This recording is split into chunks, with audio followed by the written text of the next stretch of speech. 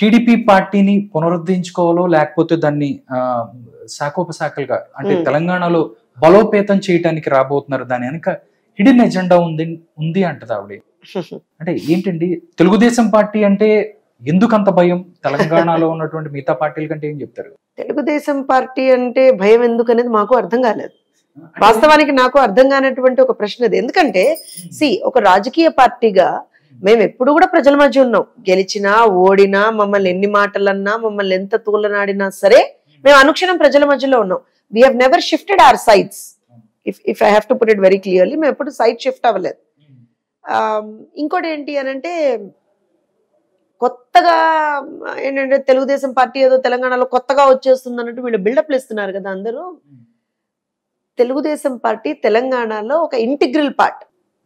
మీరు తెలంగాణ ప్రాంతంలో ఏ గ్రామానికన్నా వెళ్ళండి, ఏ మూలకన్నా వెళ్ళండి, ఖచ్చితంగా మీకు తెలుగుదేశం పార్టీ చేసినటువంటి అభివృద్ధి కనపడుతుంది. సో డెఫినెట్ గా we are like a part of Telangana, an integral part of Telangana. So ప్రజలకి మా మీద చాలా చాలా అభిమానం, ప్రజలకి మా పట్ల చాలా నమ్మకం కూడా ఉంది. కాకపోతే ఏం జరిగింది అంటే ఎప్పుడైనా సరే మేము చాలా బలవంతులం, ఈ ప్రాంతంలో మేము ఇంకా చాలా బలవంతులం.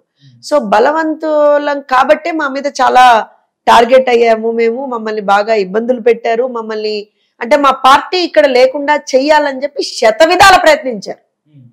దానికి ఏ పార్టీ ఏమి అంటే ఐ వుడెంట్ సే ఇదని కాదండి. ప్రతి వాళ్ళు మమ్మల్ని అన్నవాళ్లే, ప్రతి వాళ్ళు మమ్మల్ని మా పార్టీ ఇక్కడ ఉండకూడదు అని అనుకున్న వాళ్ళే.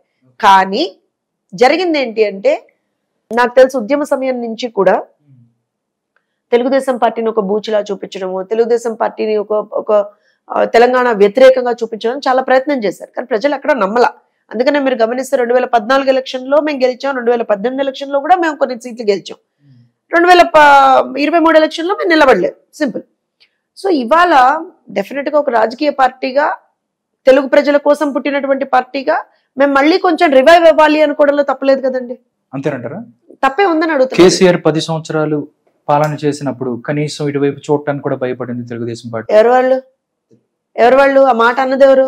BRS party. ఆ మాట అన్నది ఎవడని అడుగుతున్నాను. కానీ బీఆర్ఎస్ పార్టీ ఎప్పుడైతే బీఆర్ఎస్ పార్టీ వెళ్ళిపోయిందో ఇక్కడ నుంచి బ్యానర్ కడుతున్నారు, కారణాలు కడుతున్నారు, మొత్తం అందరికి మాట్లాడారు. తెలంగాణ ఏమన్నా వాళ్ళ అయ్య జాగీరా, లేకపోతే హైదరాబాద్ ఏమన్నా వాళ్ళ జాగీరా అనొచ్చుగా? నేను కూడా అనొచ్చుగా.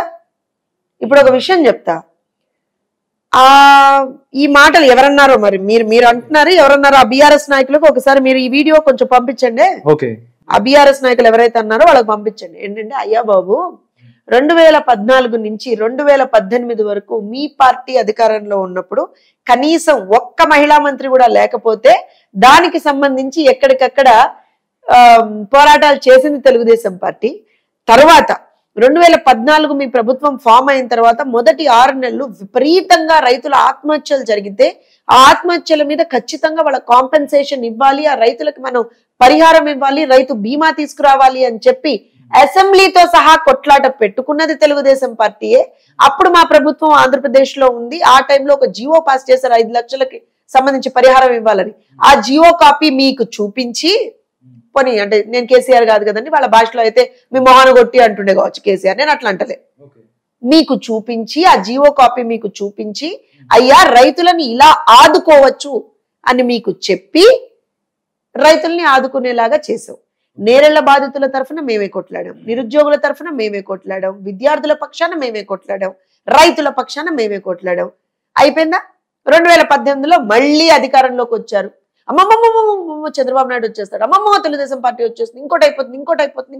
నాకు ఒక విషయం వీళ్ళది ఏం అర్థం కాదంటే, ఎక్కడో ఢిల్లీలో పుట్టిన పార్టీ వచ్చి ఇక్కడ రాజకీయం చేయొచ్చట, ఇంకెక్కడో పుట్టిన పార్టీ వచ్చి ఇక్కడ రాజకీయం చేయొచ్చట, హైదరాబాద్ నడిబొడిన పుట్టినటువంటి తెలుగుదేశం పార్టీ మాత్రం ఇక్కడ రాజకీయం చేయకూడదట. ఇది ఎక్కడ లాజిక్ చెప్పండి నాకు? మీకన్నా అర్థమైందా లాజిక్ ఏమన్నా? సరే పోనీ, ఇందాక మాటకు మళ్ళీ కంటిన్యూషన్. 2018 తర్వాత 2019, 20 కంటిన్యూస్ గా, 20లో ఆల్మోస్ట్ 7 నుంచి 8 నెలలు కంటిన్యూస్ గా 6.5 సంవత్సరాలైనా తెలంగాణలో మహిళా కమిషన్ లేదని చెప్పి కొట్లాడి పోరాడి ధర్నాలు చేసి అరెస్ట్లు అయ్యి కేసులు వేయించుకొని అన్ని చేసుకొని ఇవాళ రోజు తెలంగాణలో ఒక మహిళా కమిషన్ వచ్చిందంటే తెలుగుదేశం పార్టీ మూలన. ఇవన్నీ చేస్తుంటే వాళ్ళకి కనపడలేదా? కళ్ళ గంతలు కట్టుకొని కూర్చున్నారా? వినపడలేదా? చెవుల్లో సీసం పోసుకొని కూర్చున్నారా? ఆ రోజు కూడా మమ్మల్ని తిట్టింది కదా, తిట్టింది కదా అప్పుడు కూడా. 2014లో తెలుగుదేశం పార్టీ అయిపోయింది అన్నారు, 2016లో అన్నారు, 2017లో అన్నారు, 2018లో అన్నారు, 2019లో అన్నారు, 2020లో అన్నారు, 2021లో అన్నారు కదా, 2022లో 23లో కూడా అన్నారు. మా పార్టీలో ఉన్నటువంటి ఒక వ్యక్తి ఎవరో వెళ్ళిపోతే, ఒక నాయకుడు ఎవరో వెళ్ళిపోతే వాళ్ళ పార్టీలోకి అయిపోయింది, తెలుగుదేశం పార్టీ పని అయిపోయింది అన్నారు. మొన్న చంద్రబాబు నాయుడు గారు హైదరాబాద్ వస్తున్నారు అని అంటే ఒక్కొక్కళ్ళకి వెన్నులోంచి వణుకు పుట్టింది. తెలుగుదేశం పార్టీ కార్యకర్తల సత్తా చూడంగానే, తెలుగుదేశం పార్టీ కార్యకర్తల కమిట్మెంట్ చూడంగానే ఇంకేం మాట్లాడతారు వాళ్ళు. మీరు అంటున్నారు, నేను ఒకటే అంటున్నా, ఫ్లెక్సీలు పెట్టుకోకూడదా రులా? అంటే తెలుగుదేశం అంటే ఎప్పుడు మీ పింక్ ఫ్లెక్సీలు, మీ బీఆర్ఎస్ ఫ్లెక్సీలు, మీ టీఆర్ఎస్ ఫ్లెక్సీలే కనపడాలా? పసుపు మంచిదండి, ఆ కలర్ చూస్తే అసలు కళ్ళకి ఎంత గింపుగా ఉంటుంది చెప్పండి.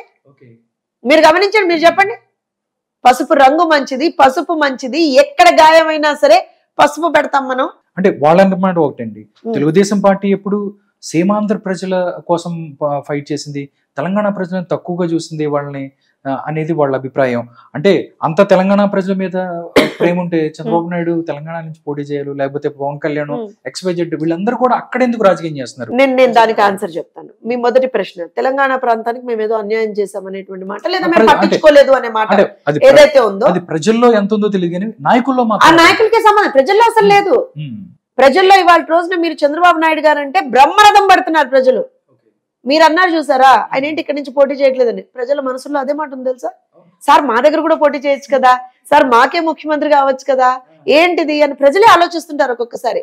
అయితే ఇప్పుడు మీరు అంటున్నారు, ఒక్కసారి లెట్స్ గో అంటే యునైటెడ్ ఆంధ్రప్రదేశ్, ఉమ్మడి ఆంధ్రప్రదేశ్ ఉన్నప్పుడు పరిస్థితులకు వెళ్దామండి. అందరికి బాబ్లీ ప్రాజెక్ట్ గుర్తుంది కదా. బాబ్లీ ప్రాజెక్ట్ ఏమైనా సీమాంధ్రకు మంచి చేసే ప్రాజెక్టా? బాబ్లీ ప్రాజెక్ట్ ఎవరి కోసం అండి? ఉత్తర తెలంగాణ కోసం ఆ ప్రాజెక్ట్, అవునా కదా? ఆ ప్రాజెక్ట్ కి సంబంధించి మంచి ఎవరికి జరుగుతుంది? ఉత్తర తెలంగాణ ప్రజానికానికి జరుగుతుంది, ఉత్తర తెలంగాణ ప్రాంతానికి జరుగుతుంది. ఎవరు కొట్లాడారు? కాంగ్రెస్ కొట్లాడిందా? బీఆర్ఎస్ టీఆర్ఎస్ స్లాష్ ఇంకో ఆర్ఎస్ వాళ్ళు ఏమైనా కొట్లాడారా? ఎవరు కొట్లాడారు? తెలుగుదేశం పార్టీ కొట్లాడింది. ఎవరు అరెస్ట్ అయ్యారు ఆ రోజున? ఎవరి మీద కేసులు ఉన్నాయి? ఇప్పటివరకు ఆ కేసులు నడుస్తున్నాయి తెలుసా మీకు? చంద్రబాబు నాయుడు గారు తెలుగుదేశం పార్టీ నాయకుల మీద ఉన్నాయి కేసులు. ఇప్పుడు చెప్పండి, ఎవరు తెలంగాణకు వ్యతిరేకం? తెలంగాణ ప్రాంతంలో మీరు గమనిస్తే highest number of engineering colleges కి పర్మిషన్లు ఇచ్చి వాటిని కట్టింది ఎవరండి? ఏ ప్రభుత్వ హయాంలో జరిగిందండి? తెలంగాణ ప్రాంతంలో నంబర్ ఆఫ్ ఇరిగేషన్ ప్రాజెక్ట్స్ ఏ ప్రభుత్వ హయాంలో తీసుకొచ్చామండి? తెలంగాణ ప్రాంతంలో maximum number of kilometers of roads ఏ ప్రభుత్వ హయాంలో వేశారండి? తెలంగాణ ప్రాంతంలో ప్రతి 5 కిలోమీటర్లకి ఒక స్కూలు, ఒక పిహెచ్సి, ఇవన్నీ ఏ ప్రభుత్వ హయాంలో జరిగాయండి? లెక్కలతో సహా చెప్తున్నా నేను. పనికి మారిన సన్నాసులు కొంతమంది వచ్చి ఏదో తెలంగాణ తెలుగుదేశం పార్టీ ఏదో తెలంగాణ ప్రాంతానికి అన్యాయం చేస్తుంటే, yes, sitting across the table, I'm ready for a challenge, I'm ready for a discussion. తీసుకురా, నా పార్టీ ఏం చేస్తుందో తెలంగాణ ప్రాంతానికి నేను లెక్కలతో సహా చెప్తాను నీకు. ఉమ్మడి ఆంధ్రప్రదేశ్ నుంచి తీసుకొచ్చి లెక్కలతో సహా చెప్తాను నీకు. మేమేం అన్యాయం చేసామని ఒక్క లెక్క చెప్పంటాను నేను. ఏం అన్యాయం చేసామండి తెలంగాణకు మేము? అంటే ప్రజల్లో అలాంటి భావన లేదు అంటే ప్రజలు అందరికీ, లేకపోతే కాంగ్రెస్ పార్టీ ఎక్కడో ఇటలీ ఆవిడొచ్చి లీడ్ చేసిన పార్టీని ఇక్కడ తీసుకున్నారు. బట్ కానీ ప్రజల్లో కూడా ఎంతో కొంత నెగిటివ్ని స్ప్రెడ్ చేయడానికి బీఆర్ఎస్ పార్టీ కానీ మిగతా వాళ్ళు చేస్తున్నారు. చంద్రబాబు నాయుడు వస్తే మా ఉనికి ప్రమాదం, డెఫినెట్ గా మేము వెళ్ళిపోవాల్సి వస్తుంది ఇక్కడి నుంచి అనేది భయపడుతున్నారు అనుకోవచ్చు. డెఫినెట్ గా. అంటే ఇప్పుడు నేను ఇందాక చెప్పినట్టుగా మేము ఈ ప్రాంతంలో చాలా బలమైనటువంటి పార్టీ అండి. సో ఇప్పుడు మీరు ఇక్కడ ఈ ప్రాంతంలో సెటిల్ అవ్వాలి అంటే, మీరు ఒక రాజకీయ పార్టీగా మీరు ఈ ప్రాంతంలో గెలవాలి అంటే మీరు ఏమనుకుంటారు? నన్నే కొట్టాలనుకుంటారు కదా, ఎందుకంటే నేనే మీకు బలమైనటువంటి ప్రత్యర్థిని. సో అందుకనే తెలుగుదేశం పార్టీని నిర్వీర్యం చేసేటువంటి ఒక్కొక్క దుర్మార్గమైనటువంటి ప్రక్రియని ఉద్యమ కాలం నుంచే చేశాడు కేసీఆర్. ఇప్పుడు ఉద్యమంలో అందరం ఉన్నాం కదా. మాకేమన్నా ఒక పార్టీ మీద కోపమా, ఒక వ్యక్తి మీద కోపమా, ఒక ప్రాంతం మీద కోపమా? లేదే. ఉద్యమంలో ఉన్న ఏ తెలంగాణ వాదికి కూడా ఒక వ్యక్తి మీద, ఒక పార్టీ మీద, ఒక ప్రాంతం మీద కోపం కాదు.